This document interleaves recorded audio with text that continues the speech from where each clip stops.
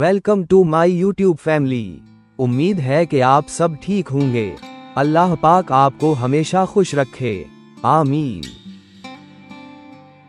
लाहौर की पुरानी गलियों में वाक़े एक खस्ता हाल मकान की छत पर बैठी नम्रा आसमान की वसतों में गुम थी। 14वीं के चांद की चमक इसकी आंखों में एक अजीब सी उदासी घोल रही थी। वो 22 बरस की एक खूबसूरत और ज़हीन लड़की थी, लेकिन इसकी आंखों में एक खामोश दर्द छुपा हुआ था जो शायद वो खुद भी पूरी तरह न समझ पाई हो। नम्रा की माँ बशरी बेगम अंदर किचन में बैठकर सालन चमचा रही थी। उनकी पेशानी पर वक्त की लकीरें साफ दिखाई देती थीं। बाप हामिद साहब कई बरस पहले एक फैक्ट्री के हादसे में जान की बाजी हार चुके थे। तब से घर की जिम्मेदारी बशरी बेगम पर आन पड़ी थी और नम्रा वक्त से पहले बड़ी हो गई थी। इस शाम नम्रा की जिंदगी में एक नया मोड़ आया जब इसका मोबाइल बजा और एक अनजान नंबर से पैगाम आया। मुझे मालूम है तुम कौन हो और तुम्हारी हकीकत क्या है। अगर सच जानना चाहती हो तो कल शाम 7 बजे लिबर्टी पार्क आ जाना। नम्रा ने हल्के से आंखें सकीड़ी और इस पैगाम को कई बार पढ़ा। दिल की धड़कन तेज हो गई। कौन हो सकता है, कौन सी हकीकत, वो बुड़बुड़ाई। दूसरे दिन वो काफी देर तक इस पैगाम के बारे में सोचती रही। आखिरकार तजस्सुस ने खौफ पर काबू पा लिया और वो शाम को चुपके से घर से निकलकर लिबर्टी पार्क जा पहुंची। पार्क में शाम के साए गहरे हो रहे थे। हुआ में हल्की सी खिनकी थी। नम्रा एक बेंच पर बैठ गई और चारों तरफ देखने लगी। कुछ ही देर बाद एक शख्स काले कपड़ों में, चेहरा नकाब से छुपाए, आकर इसके सामने खड़ा हो गया। नम्रा, तुम अपने बाप के बारे में जो कुछ जानती हो वो सब झूठ है, इसने गहरी आवाज में कहा। नम्रा का दिल जैसे धिक से रह गया। क्या मतलब? तुम्हारे वालिद की मौत एक हादसा नहीं थी, ये एक साजिश थी और इसमें तुम्हारे करीब तरीन लोग शामिल हैं। नम्रा की आंखें हैरत से फैल गईं। क्या साजिश? कौन लोग? इसने लरजती आवाज में पूछा। नकाब पोश ने एक कागज का लिफाफा इसके हाथ में थमाया। इसमें वो सब कुछ है जो तुम्हें जानना चाहिए, लेकिन एहतियात से पढ़ना। हर सच को संभालना आसान नहीं होता। ये कहकर वो पलटा और पार्क के अंधेरे में गुम हो गया। नम्रा ने कांपते हाथों से लिफाफा खोला। इसमें कुछ तस्वीरें, पुराने डॉक्यूमेंट्स और एक खत था। जैसे ही वो पढ़ने लगी इसका जिस्म लरजने लगा। नम्रा, अगर तुम ये खत पढ़ रही हो तो समझ लो कि तुम्हें सच के करीब लाया जा चुका है। तुम्हारे वालिद की मौत एक प्लानिंग के तहत हुई। वो एक हसास इदारे के लिए काम करते थे और एक ऐसे गिरोह की निगरानी कर रहे थे जो मुल्क दुश्मन सरगर्मियों में मुलव्वस था। उनके अपने साथियों में से ही किसी ने उनके खिलाफ साजिश की और वही शख्स आज तुम्हारे घर के करीब भी है। खत के आखिर में एक नाम दर्ज था, आरिफ हैदर। नम्रा की सांसें रुकने लगे।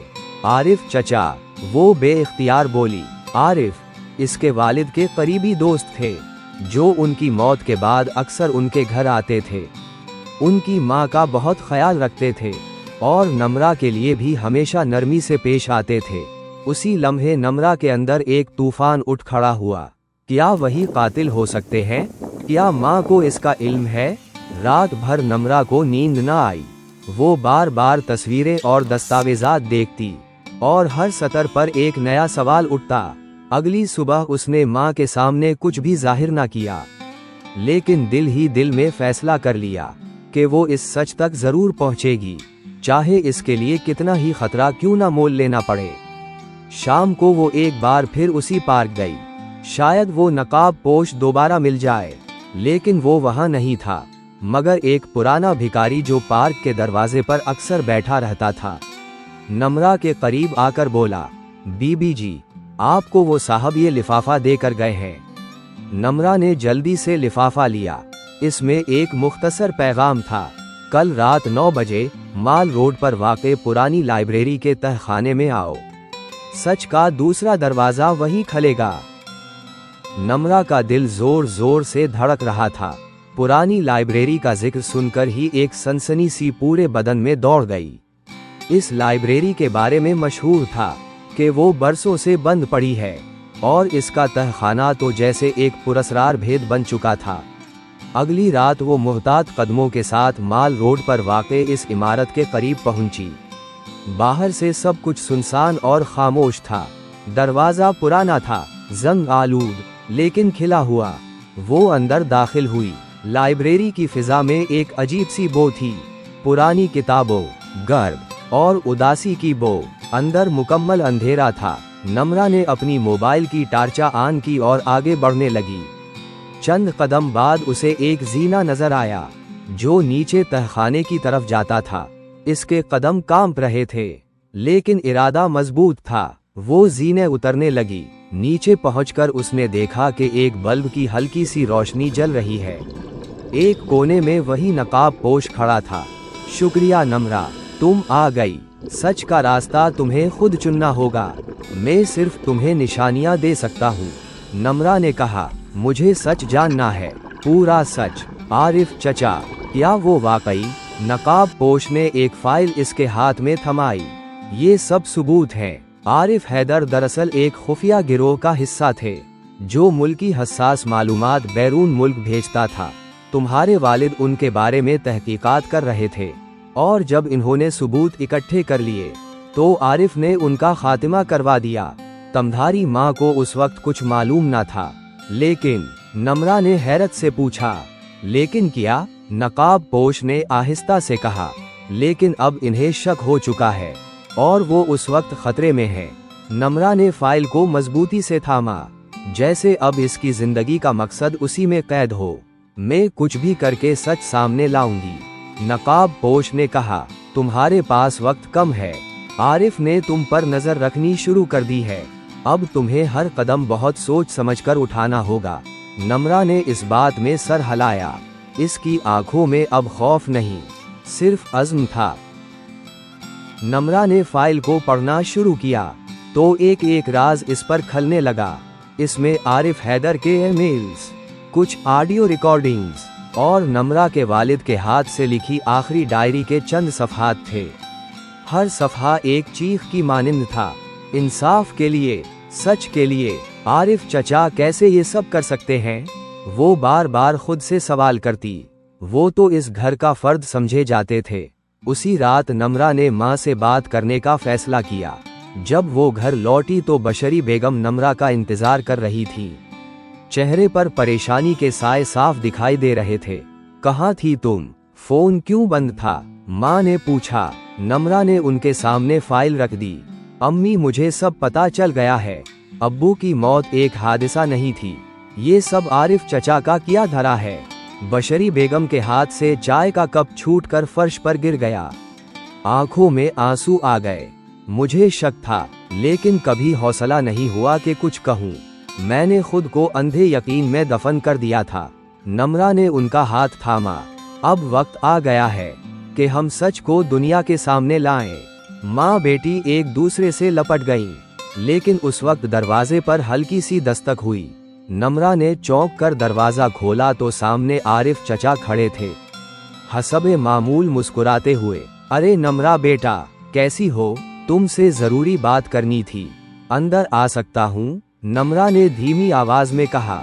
जी जरूर। दिल में तूफान था, लेकिन चेहरे पर सुकून। वो जानती थी कि अब ये खेल आखिरी मोड़ पर है। आरिफ अंदर आए और सोफे पर बैठे। उनकी नजर फाइल पर पड़ी जो अब भी मेज पर खली थी। एक लम्हे को उनकी आंखों में खौफ की झलक नजर आई, लेकिन फौरन संभल गए। ये किया है? इन्होंने मसनूई मुस्कुराहट के साथ पूछा। नम्रा ने कहा, आप जानते हैं ये किया है। सच कभी छपता नहीं चचा, बस वक्त लगता है सामने आने में। आरिफ के चेहरे से रंग उड़ने लगा। नम्रा, तुम्हें नहीं मालूम तुम किस खतरे में पड़ रही हो। ये सब झूठ है। नम्रा ने मोबाइल निकाला। ये सब रिकॉर्ड हो रहा है। जो कहना है सोच कर कहिएगा। अब की बार आरिफ चचा का चेहरा बिल्कुल बदल चुका था। वो गुस्से से खड़े हुए। तुम्हें तुम्हारे बाप की तरह खामोश करा दूंगा। उसी लम्हे दरवाजे से दो पुलिस अफसर अंदर दाखिल हुए। वही नकाब पोश, अब बगैर नकाब के, उनके साथ था। वो दरअसल खुफिया एजेंसी का अफसर था जिसने नम्रा की मदद की थी। आरिफ हैदर, आपको मुल्क से गद्दारी, कत्ल और खुफिया मालूमात की स्मगलिंग के जुर्म में गिरफ्तार किया जाता है। आरिफ चीखा, मगर अब बहुत देर हो चुकी थी। आरिफ हैदर की गिरफ्तारी के बाद नम्रा और उसकी मां के लिए दिन तो जैसे नए हो गए थे, मगर दिल पर पुराने जख्मों के निशान अभी ताज़ा थे। सच की कीमत इन्होंने दर्द, तन्हाई और खौफ से चुकाई थी, लेकिन इसके बदले इन्हें बाप की बेगनाही का सबूत और अपनी खुदी का एहसास मिला। पुलिस की तहकीकात मुकम्मल हुए। मीडिया पर नम्रा के वालिद को कौमी हीरो करार दिया गया। हुकूमती सतह पर उनके लिए तमगा शुजात का ऐलान हुआ और उनका नाम उन लोगों की फहरिस्त में शामिल कर दिया गया जिन्होंने मुल्क के लिए अपनी जान दी। एक दिन नम्रा को उसी अफसर साद फारूक का पैगाम आया, वही शख्स जो पहले नकाब में नम्रा की रहनुमाई कर रहा था। नम्रा, अगर तुम चाहो तो तुम्हारे वालिद की तरह तुम भी हमारे इदारे के साथ काम कर सकती हो। तुम में वो हिम्मत, समझ और सच्चाई के लिए लड़ने का जज्बा है जो हमें चाहिए। नम्रा ने तवील सोच के बाद जवाब दिया, मैं एक नई नम्रा बन चुकी हूँ जो कभी खामोश रहती थी, अब आवाज बनेगी उन लोगों के लिए जिन्हें सच का सामना करने की हिम्मत नहीं। मैं तैयार हूँ। कुछ महीने बाद नम्रा बाकायदा तौर पर एक खुफिया इदारे का हिस्सा बन चुकी थी। वो अब मुख्तलिफ शहरों में खवातीन को खुद एतमादी, तहकीक और कानूनी तहफ़्फ़ुज़ के बारे में आगाही देती थी।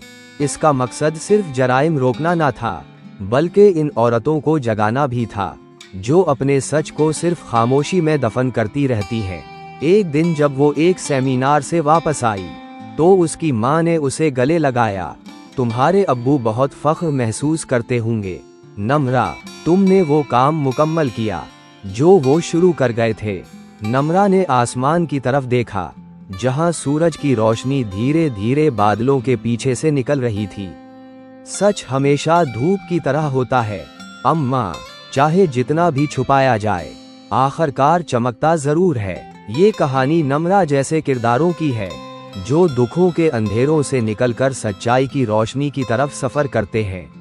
ये हमें ये सिखाती है कि सच का रास्ता आसान नहीं होता, लेकिन वही वाहिद रास्ता है जो हमें मुकम्मल बनाता है।